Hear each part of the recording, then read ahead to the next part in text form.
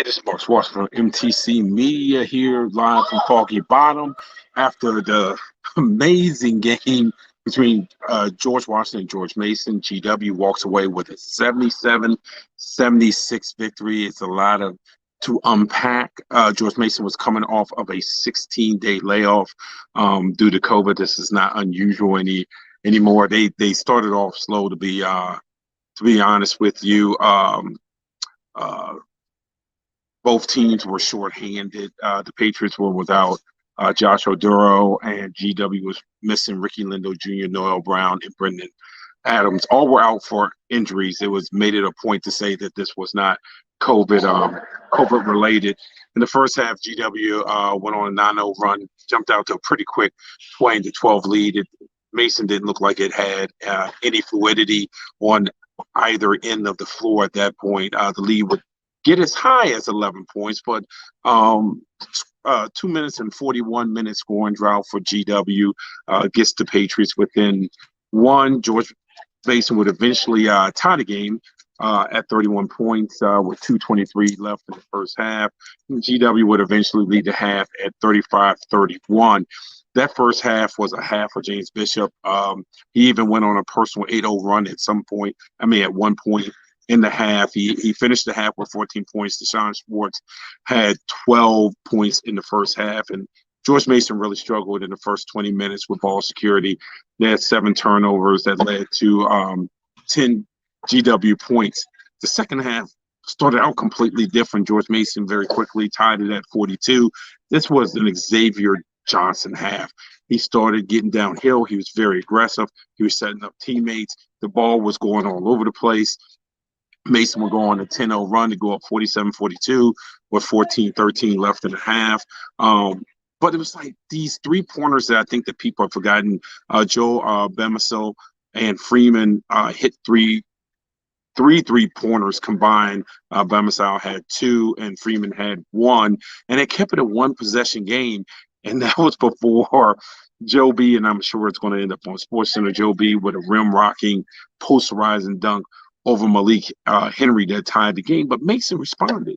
I mean, they go on a 13-0 run, they go up 70-57, and they just could not hold it because defensively they just could not get stops after that point. A Bamisau 3-pointer cuts the lead to 72-64. A 14-2 run by GW makes it a 74-73 game with 1:44 left, and actually Quanzi Samuels gets a layup with 28 seconds left to give GW lead, where it was almost like a 2-on-1 situation where George Mason had lost the guy in the half court, and it was a simple layup. Xavier Johnson would come back with a layup with 16 seconds left to give the lead back to Mason. But and I did ask both Joe Bamisau and Jamion Christian at the end about this. With 3.4 seconds left, Bamisau gets a layup off of sideline out of bound action to put GW up 77-76. What I didn't understand about that was, I get it. They set up in that box and they screen, and George Mason is switching screens, and Bishop makes what essentially is a dummy cut coming across the ball for Bamisau to jump, come across the court and receive it, and that's all fine. But he had been getting downhill in straight lines the entire game, especially the second half. Straight lines, the second half, he gets it outside around the 3-point line, maybe outside, maybe a little bit inside, and gets downhill again in a straight line. And I just felt like no one for George Mason came on to help. Schwartz was opposite. Now, Christian said at the end when I asked him about it that was the reason why they put 2 guys in the corner, and you can't leave those guys. But you can't because opposite of Joe B was not Bishop, which would have been the other guy you would have worried about. He was not opposite of the ball. So I didn't understand in a way why Mason did not kind of wall up on that. Right after the timeout, Mason would turn the ball over. It was partially deflected. So George Washington got the ball back with 2 seconds left. And in a smart play, they inbounded it and just shot it. Just threw it up, not even allowing Mason to foul. Samuels got the ball. As soon as he got it, he just threw it towards the rim, which took off the rest of the time.